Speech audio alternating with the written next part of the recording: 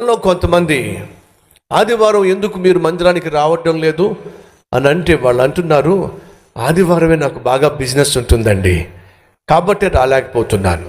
కుప్ప కూలిపోతావు, జాగ్రత్త. ఆదివారం దేవుని సన్నిధికి రావడం లేదు, కారణం ఏమిటి? నాకు ఆ రోజు ఖాళీ ఉండడం లేదండి. రియల్ ఎస్టేట్ వ్యాపారంలో ప్రాముఖ్యంగా ఆదివారం ఎక్కువ కస్టమర్స్ వస్తారండి.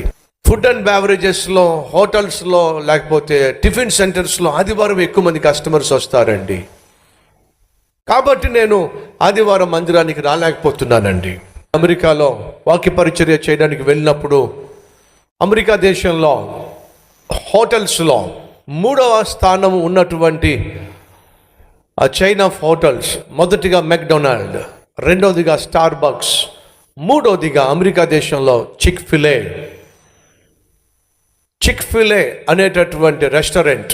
మనం ఏ రీతిగా ఈరోజు KFC అని చూస్తున్నామో, మెక్డొనాల్డ్స్ అని చూస్తున్నామో, అలాగే అమెరికా దేశంలో చిక్ ఫిలే అనేటటువంటి రెస్టారెంట్ ఉంది.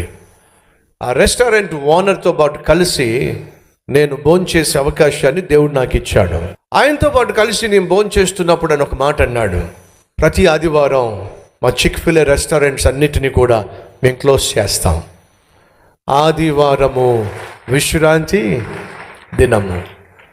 మేము ప్రభు సన్నిధికి వెళ్ళి ఆరాధించటానికి మా స్టాఫ్ అంతా కూడా సంతోషంగా తమ కుటుంబంతో పాటు కలిసి దేవుని సన్నిధికి వెళ్ళి ఆరాధించటం ద్వారా, స్తుతించటం ద్వారా, వాక్యం ధ్యానించటం ద్వారా వాళ్ళు సంతోషంగా ఉండాలి అని చెప్పి చిక్ ఫిలే ఓనర్ డాన్ టీ క్యాథీ ఈ మాట నాకు చెప్పడం జరిగింది. అని అంటూ ఒక మాట అన్నాడు, వాస్తవంగా మాకు అత్యధికంగా బిజినెస్ జరిగేది ఆదివారం.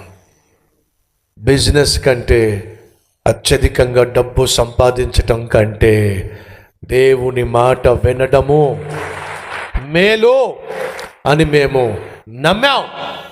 కాబట్టి అమెరికా దేశంలో ఆదివారము చిక్ ఫిలే అనే రెస్టారెంట్ మూసివేయబడి ఉంది. అద్భుతం కాదు? నన్ను ఘనపరచు వారిని నేను ఘనపరుస్తాను అని చెప్పన్నాడు. సంగమా, ఆదివారం దేవుని సన్నిధిలో కనిపించకుండా, దేవుని సన్నిధికి రాకుండా, ఆయనను ఆరాధించకుండా, ఆయన సన్నిధిలో వాక్యము ధ్యానించకుండా నువ్వు ఏ పని చేసినా వర్ధిల్లవు. జాగ్రత్త.